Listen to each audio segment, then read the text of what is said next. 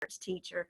So it's something that if we can, start right off the bat, even while children are in utero, with developing those skills and hearing those positive affirming words, then we're doing a better job of helping our kiddos prepare. I thought the video was great from Get Georgia Reading about how critical it is that we meet this level of proficiency before third grade, because there's a lot of data that supports that really is kind of a make or break point for students, and that is actually a predictor for high school graduation, is their reading level at third grade. So um, some things that we are doing here in the school district is we seek to provide what we call a balanced literacy approach, which means that students are exposed to the grade level Georgia Standards of Excellence, but they are also in part of that balanced literacy block, we meet the students where they are, whether that is above, below, or at grade level through differentiated guided reading. One thing that we would like to add to this balanced literacy block is what they call a structured literacy piece, which if you look at Scarborough's rope model of the science of reading, which is some fairly new research, it definitely talks about phonics and phonemic awareness and how those need to be taught in a certain order and scope and sequence so that students develop those foundational skills. So we are in professional learning right now with our K-5 teachers and looking at this aspect that we can strengthen our reading programs in schools. And then also, how do you differentiate and sustain that all the way through 12th grade? So, but the piece that excites me also about this is that we include our pre-K in our conversations about literacy, because we know so many of those skills are very important at pre-K, and laying those foundations there in a way that is, very playful and interactive and kinesthetic, and that multisensory approach to language development in the preschool model through the GELDs and right from the start requirements. So Veldy also asked me to talk about, we looked at last spring, actually a new grant rolled out from the state, which was funded by the federal Department of Education, called L4GA, and it's like literacy for leading, living, and learning in Georgia. And that particular grant requires that you become a part of Get Georgia Reading, which Veldy and I had a conversation about, and we've already joined on board for that Get Georgia Reading piece. But we decided it was a massive undertaking, and we really wanted a collaborative voice from different places in the community so that we can support our students birth to 18. And so COVID came, and we are going to get a group back to the table, which Veldy will be a part of, to decide and really write a solid grant so that we can get funded for that. And basically what the foundations of this grant are, I pulled it up.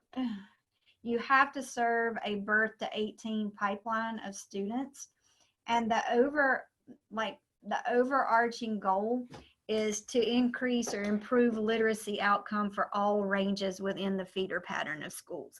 And so there is a big part within the grant of additional assessments above and beyond what we already do in the district, which we use a MAP growth model K through 10, and looking at literacy growth. But then we also have some pieces such as PALS in our preschool, and we use GKids in kindergarten, which I may be speaking a lot of acronyms that you may or may not be familiar, but they do have literacy pieces that we are assessing along the way for growth. We are seeking to apply for this L4GA grant and look at the Baby Bulldogs program. We want to partner a little bit more with First Foundation to provide a literacy and rich environment, but we also want to do more with teacher training, strengthen our balanced literacy and structured literacy approach, but then utilize our teacher professional learning to improve our parent training. We have found that through COVID and moving to virtual learning that we, out of necessity, needed and stepped up to try to do a better job of helping parents understand how they can help their children, because they are their children's first teacher. And then, but we know that we can do a better job with that and do more. And so we already have some things in the works and have pushed things out this fall to do so. There is an organization called Books for Keeps, which is similar but not exactly like First Foundation, that can supply books to all the way up through, I believe it is either 5th or 8th grade. I'll have to go back and look at that. But that's another, we've spoken with them about the possibilities of partnering with them to provide at least, I think it's 5 to 12 books per child that would go home and as part of this grant. So Veldy will be working with the school district, representatives from each of our schools in and of themselves will be working to put together a plan so that we can apply for these funds in May of 2021. Questions?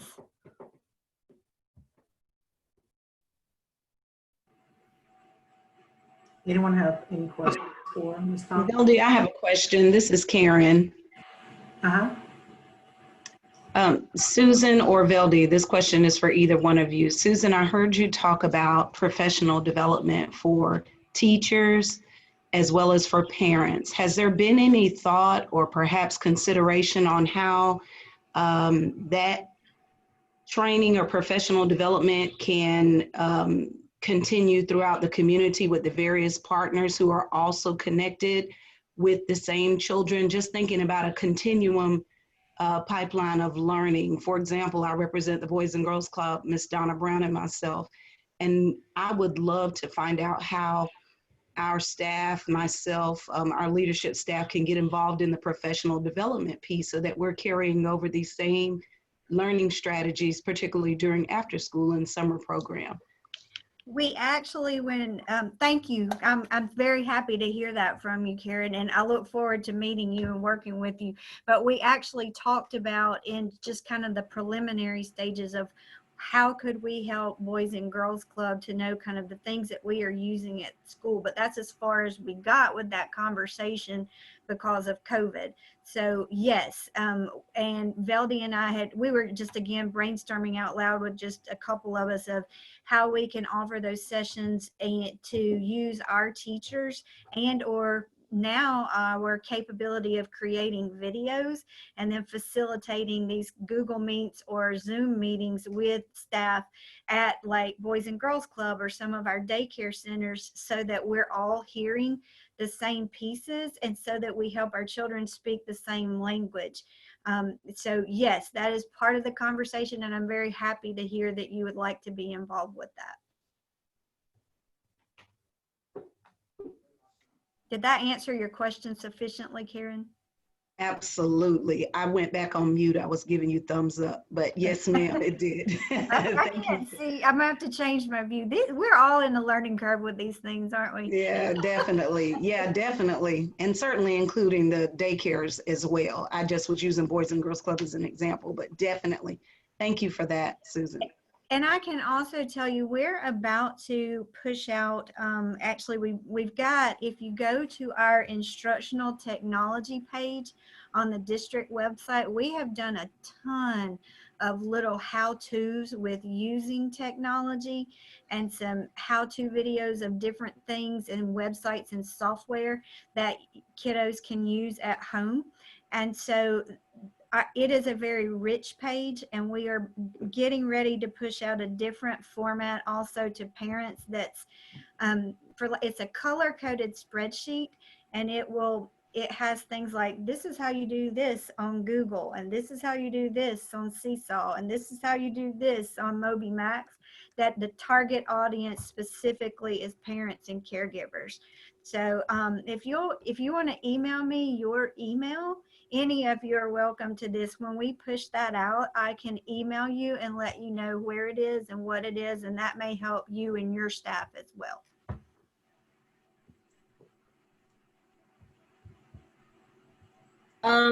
Hi, my name is Quisha Glover. I'm calling from Morgan County Early Learning. I just have a question because we do have professional development days as well as for our teachers and staff here. I was wanting to ask, do you utilize or some of the trainings, will it be from Cox campus or just different entities? Cox campus, is that what you said? Okay. We are using, for the most part, our own people at this time. And then we've also partnered with a lot of our literacy development with our Northeast Georgia RESA representative. She's the K-12 literacy person. Her name is Amy Trawick, but she is, I'm not sure if you're familiar with Wilson Products and their foundations and I'm trying to think of the name of it, I forgot. Foundations is the tier 1 approach and the tier 2 and 3, but Wilson also has a tried and true program that is often used with students with special needs who are struggling with reading, that has a long history of reliability and validity. But Ms. Trawick is trained in both of those, and she is a trainer. So we're utilizing her at our elementary school. And we were doing some professional learning with, lost the name. I did not have enough coffee this morning. It's the guided reading. Gosh, the lady, it starts, she's well known and it just slipped my mind. I'll get it to you though, but we are not using the one you mentioned. Okay, it sounds similar to something that we do here. We have instructional support coaches, and we utilize the Rollins Center. So it does sound the same. So yeah, I just want to see. I would love to swap information with you so that we can see, you know, A, to compare, and then B, how we can support each other. That'd be awesome. Susan, this is Jasmine with Decal. I just want to say I really do appreciate that, or I'm excited to hear that you all are going to be pursuing for the L4GA. I had the opportunity to work with a few of the grantees and counties that received the award this year, and including that birth to 8 population in their plans. I like that you also mentioned including like other organizations, such as also bringing in the daycare centers. I think that's extremely important. I had to actually look, and in Morgan County, all of the child care centers in Morgan County are quality rated, which is beneficial for your county because teachers are already going above and beyond with their curriculum or basic child care guidelines just to ensure that, you know, children are receiving the information that they need. So it'd be exciting again to see streamline of professional development and have it covered for those teachers that are working in the classrooms. I'm not too sure do you know how many pre-K programs are in Morgan County currently? Right now, this is my second year in the role here in Morgan County, but as far as I know, in terms of official Georgia pre-K, there are 2. One is at Lemon Tree, and the other is in our school system. And then we do have several churches that have very strong preschool programs, but not a Georgia lottery funded pre-K. Right. Okay. Awesome. Yeah. Well, again, I think it's amazing that that opportunity comes in, and if you need any support from Decal, whether it's getting in contact with those centers or getting the professional development. Quisha, you mentioned that you guys use Cox Campus. That's yes, that's one of the learning platforms where they can receive like credit hours, but there's a bunch of opportunities if there is a training put in place where at least if child care centers are also participating, that they can get those bright from the start hours and professional development hours, so that they're also in line with what they need to continue their career in early childhood. So yeah. Great. I'm glad that we have a conversation going right now, and want to just continue that conversation because really as we look at this team, part of it is to be able to help integrate that birth to at least 5-year-old.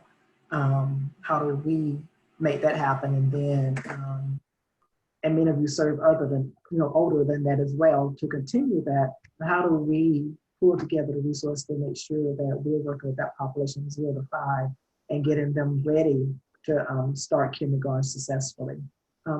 Ms. Tauber, what measurement do you all use for today's kindergarten readiness? Do you all use the GKIDS or what? We do the GKIDS readiness check, at the beginning of it's within the first month of school basically. And so we have already completed that for this year. We also do a MAP test. It's not really a readiness check, but it gauges, it's an adaptable instrument that truly gauges where kiddos are.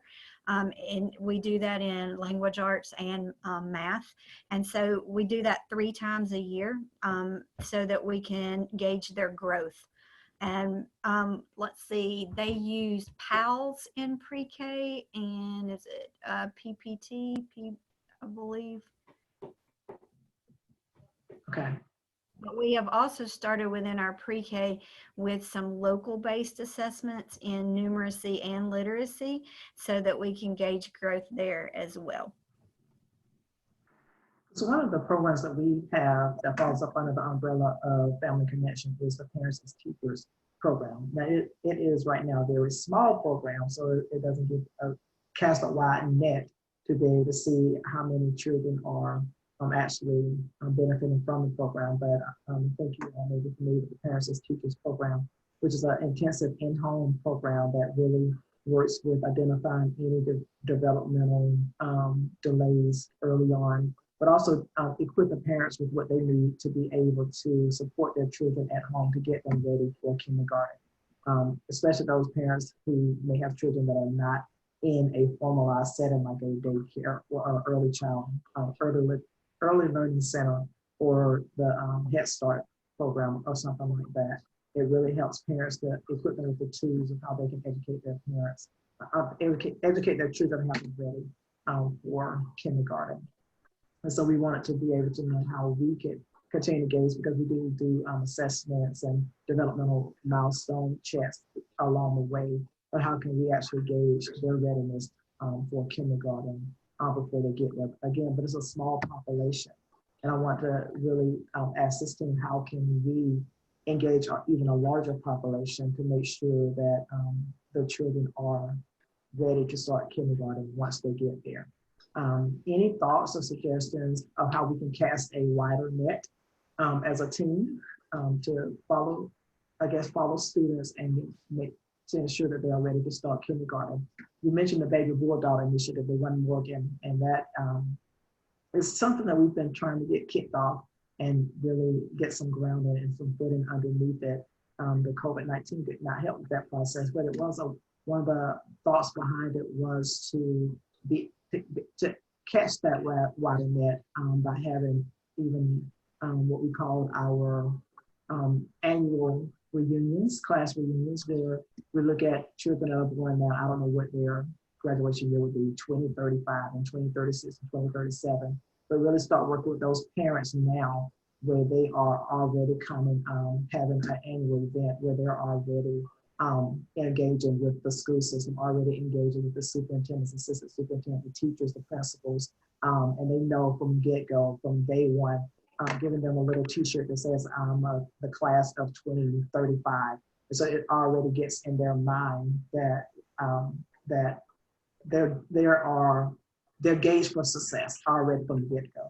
And so that was the heart behind it, but really want to get a way that we can continue to build momentum and get that initiative back up and running, because I think that's going to be probably the best way to really get parents excited at all levels that I'm a baby bulldog and I'm graduating in this year. But thoughts from you all on how we can kind of get momentum, because with everything the way it is now, those big gatherings that we were talking about, the class reunions that we were planning on having right now, those are out of the question. So what are some ways that we can kind of get some traction back under this initiative and get parents excited and get us as a team excited that our focus, our goal is to, again, ensure that children are ready to start school successfully and they're succeeding once they get there and going forward. So thoughts, suggestions, conversations.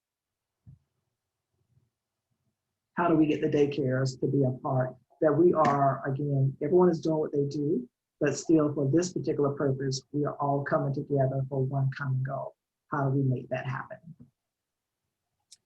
For me, at Early Learning, with a lot of the families that I serve here, I think they if they don't, if they don't enroll with me, I do speak highly of the partnerships. And I think the thing that I'm seeing now is a lot of the parents are not knowing exactly what entails within the program. And so I think, and even with the primary school, even we're partnered with the school system. So our 3-year-olds, they do roll over to the Georgia Lottery Pre-K program, and I'm very thankful for that. But just as far as all of the centers and school and daycares getting together and just trying to get those children to enroll somewhere if they're nowhere. And so all of the programs, just knowing each other and the information about the programs, I think that's a big thing about it too, because again, if they don't, because I know previously before we would close at 2 and that wasn't suitable for some of our parents. So I definitely would refer to them with Kitty Land. When it was Kitty Land, I do have to go introduce myself to Lemon Tree. But even with the primary school, like all of us offer different things. And I'm sure if one parent can't, though we extended our time to 3, but knowing about the other programs and sitting down with those parents and letting them, maybe not sit down, but communicate with those parents that, okay, if this school is not an option for you, this is another school that offers this. I can connect you to them and just go from there. So I think just all of us knowing about each individual program would be great as well. Okay. Thanks, Kusha. Sounds great. And finding a way so that every child is at least touched by somebody, some agency, some communication, that every child that's born in Morgan County. And I know First Reader does a great job about getting books into their hands. That's at least one point of contact. But I'm still sure, Dr. Myers always says that there's more babies out there somewhere that we're missing. Where are the babies that we want to make sure that every child is at least touched by, gets put into that metrum of partners somewhere, and just by being touched one time by one partner can kind of then give them access to other partner and other resources as well. And so again, the class reunion is going to be one of the big ways that we try to do that. We'll host that class reunion and invite everyone, regardless of social economic status, who you are. You are the class of this class, and we're having a big celebration again with the school system involved or whatever, that they're already gaining that communication and comfort with the school and engaging in the school system. So. And the literature that they send out with the books is very good at giving parents some, basic ideas of here's how you can work with your child from birth to 4 or 5. Also, I'm sure you're probably all aware, but the Georgia Department of Education partnered with Georgia Public Broadcasting, and they have really got a great website up and running too, with things to get your child prepared for kindergarten, things to do to get your child prepared for first grade. And there's every grade and content area listed there with quick links and tips for parents. And they really did a nice job with that. And so it's pretty simplistic. Parents, sometimes don't realize that they are their child's first teacher. And although they don't necessarily have formal training in education, there are lots of things that they could do if someone just, brought their attention to it. And so I think we can all do a better job of directing parents to those resources and helping them realize, hey, this is pretty simple. We can, count the different kinds of cereal as we walk down the aisle in the grocery store, and, count the number of red cars we pass as we are riding in the car. But all those kinds of simple things that parents can do, I think we've got to do a better job of communicating that. And GPB and the DOE did a really good job of putting out there some simple things and resources for parents to use. I'd just like to say, I'm sorry. I'd just like to say, First Foundation, that we send out books to over 800 kids each month. So we have a way to reach all of the children in the county pretty much. That's about 70-100% of the kids under the age of 5.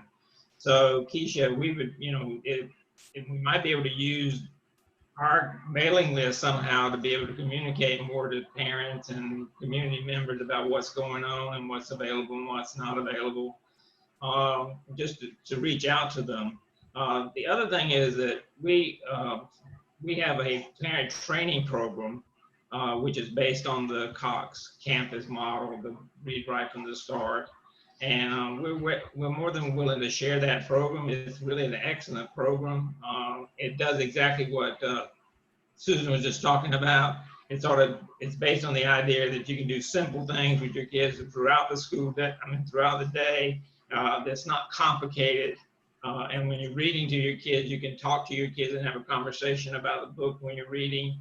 And so it's all kind of based around the idea of talking to your kid, whether it's just in conversation or whether it's with books. So we're more than happy to bring that to the table to sort of share that and see how it works. But please be, if you have things you want to communicate to the families, we're more than willing to put that in our newsletters.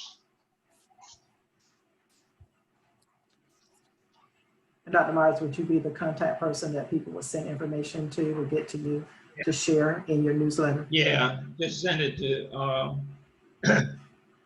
I guess my email. I'd be glad to. Yes, please. It's Wayne M99@charter.net. I still have a email account with the school system. Susan doesn't need to hear that because I kind of keep it open because I have an extensive mailing list, and so I hate to try to close it down. So I can still be reached through the school system email as well. That first one's my personal email. Okay, thank you. That's a great way to be able to share resource information and get into the hands of, like you say, hundreds of families each month. So thanks, Dr. Myers. Anyone else with suggestions of how we can really reach those families of 0 to 5 and share with them resource information, again, so that they can have what they need to ensure that their families and children are ready to start kindergarten by age 5, or ready to start kindergarten, whatever age that may be. Veldy, a couple of things that we've been doing here in the school system to support our parents with who have children learning virtually that may actually be options for this purpose is that we've hosted some Facebook Live meetings that are, we have a specific purpose, but then we opened them up for Q&A. And so after we did kind of a little short presentation, then we had a Q&A for parents for specifics that they needed to know. So Facebook Live, and then we've also hosted some live Google Meets like this with the same thing. And we've had a pretty good turnout, actually. We did, one of our schools did their Title I meeting by Facebook Live this year and actually had a fair number of people actually tune in for that. So it may be that we could use Dr. Myers' list and say, hey, we're going to host a Facebook Live or a Zoom meeting and talk about some fun things you can do with your children to get them ready for kindergarten, and post that out and then allow some Q&A time too. So just an option. Can't meet all together and have a celebration right now, but maybe the next best thing. Great. Wonderful suggestion.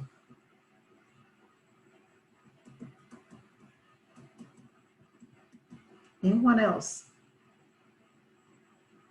Thoughts, suggestions?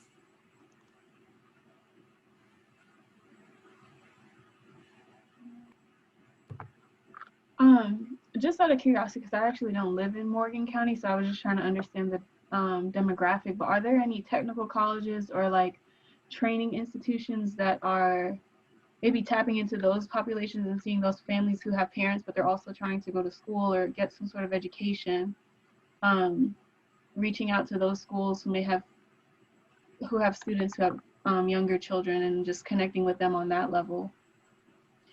Georgia Military College has a satellite campus here in Madison. And so that's a great idea too. And then we partner with, at our high school as a college and career academy, we partner with architect for several programs through our College and Career Academy as well. Awesome. Because definitely having that two-generational approach, I mean, we definitely want to make sure that children are getting the resources that they need, but sometimes it's hard for parents to have that buy-in because they're also trying to achieve their goals as well. So. Great idea. You're exactly right.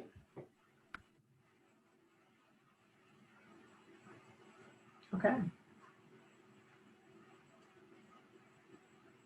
Okay, anyone else before we kind of pull everything together and kind of leave with, I always like to leave with at least a couple of action steps, so that'll keep the momentum going, that we're not just meeting about a meeting, that we actually came together for a purpose, and we're going to be able to work on a few things and be able to come back, when we come back again, that we will be a little further along in this journey. So anything else before we kind of get ready to pull everything together?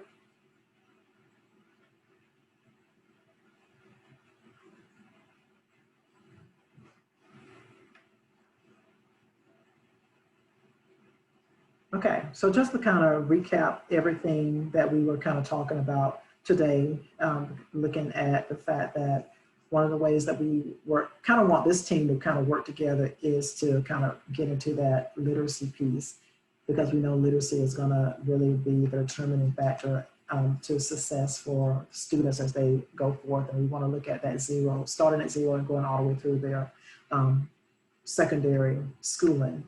And so one of the things that we talked about is how do we reach out to families. And so one way that was thrown out there was through first readers and their mailing lists. And so you all should have wrote down Dr. Meyer's email address. So if you have things that are going on that you want to be able to share with those families 0 to 5 that can be included in that mailing list, you can send him over the information for him to review, to determine whether to put that in that mailing list or not. Another thing that we talked about was the Facebook Live meetings, and having informational meetings maybe throughout the year. And they can be, I don't know, we can decide how often, but looking at whether it's twice a year or quarterly, having someone come and share information for those families 0 to 5, ways to engage their students, their children, as well as how to help simple techniques they can use to be able to ensure and prepare the students as they prepare to enter kindergarten. Another thing we talked about was the partnering with the local school here, the GMC, for families that are themselves trying to move ahead, but also while doing that have younger ones at home that they are trying to support as well, reaching out to those families as well. Susan is going to continue to pull together, I guess, as things would keep settling down, pulling together that district literacy committee team. And with me being at that table, what we're doing here as a team, I'll be able to share with her as that grant is being written. So to make sure that we have that 0 to 5 population included in what we're doing to make sure that they are ready to start kindergarten once that time comes. That being said, I guess the main action step going forward would be for me to kind of look at, and if you have an actual idea of, okay, I have the actual perfect thing for the first Facebook Live meeting that I would like to share with families, you can send it over to me. If not, I may be reaching out to one or more of you about, hey, would you be willing to share for our first Facebook Live? And again, I'm not sure when. It'll probably be sometime before the end.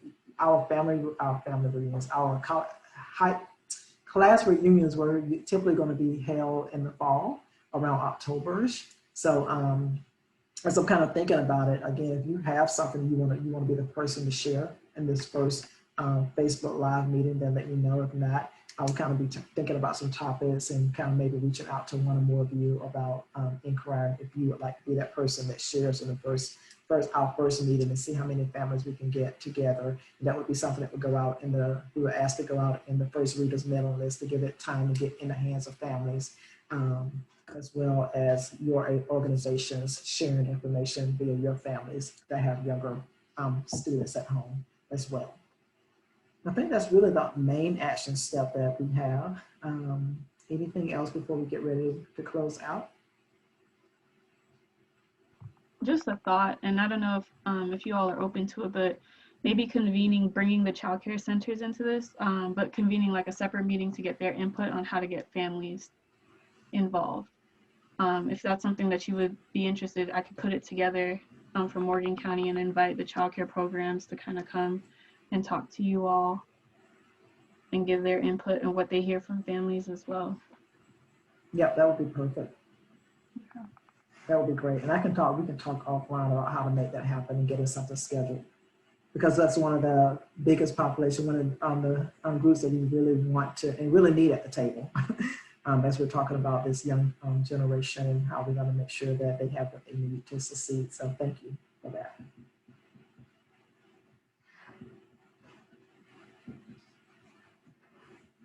Okay. All right, if no one has anything else, I thank you for your time, for being here this morning and sharing. We will continue to move forward. We will continue to, as we saw the numbers in our, from last year to this year in our kids count, the numbers did improve as far as students who are at grade level reading by third grade. And we continue to, as we work together, we continue to see those numbers go up and up as we have great partners at the table via the Boys and Girls Club, via First Readers, via the school system, via the Head Start. All of you all make such a wonderful difference. And let's continue to work together. We will continue to close in those gaps so that all students and all children are matriculating through the school system successfully. So thank you all for your work. Thank you all for being a part of this collaborative. And I will get with you again on our next meeting date as we work on these action steps. And for those who are available to join us on Tuesday, our first big collaborative meeting will be on Tuesday morning at 9 o'clock. And our presenter will be Misty Manus. I think that's how you pronounce her name. And she'll be talking about the Adventure Bag program that she has, which is a great program that really reaches out to kids that are in crisis. And I think you'll be really touched by what they do in the community. So, and you'll be able to share more updates from your organization if you would like to as well. So no further ado, we thank you all for joining us. Enjoy the rest of your day.